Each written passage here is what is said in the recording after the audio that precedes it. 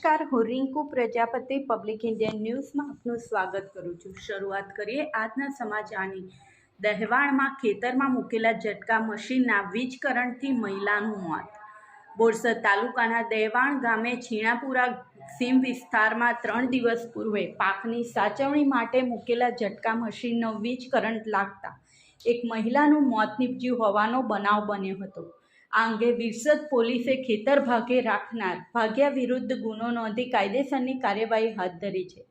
દહેવાણ ગામે રહેતા અને ખેતી કરતા પૂનમભાઈ ભીખાભાઈ પરમારના કૌટુંબિક ભાણેજ વિજય ચૌહાણે છેલ્લા 3 માસથી છીણાપુરા સીમમાં આવેલું એક ખેતર એ અર્જુનભાઈ પરમાર પાસેથી ભાગે ખેતી કરવા માટે રાખ્યું છે। આ ખેતરમાં તેણે બાજરીનો પાક કર્યો છે અને પરિવાર સાથે ખેતરમાં ઓડી બાંધી રહે છે। ખેતરમાં બાજરીનો પાક થયેલો હોવાથી તેની સાચવણી માટે ખેતર ફરતે લોખંડના તારની વાડ બાંધી ઝટકા મશીન મૂક્યું હતું। ગત તારીખ 6 મેના રોજ બાજરીના પાકની કાપણી અર્થે વિજય પૂનમભાઈના ઘરે ગયા હતા, જેથી પૂનમભાઈના પત્ની ધર્મિષ્ઠાબેનને દીકરી જ્યોત્સનાબેન મજૂરી અર્થે ખેતરમાં ગયા હતા।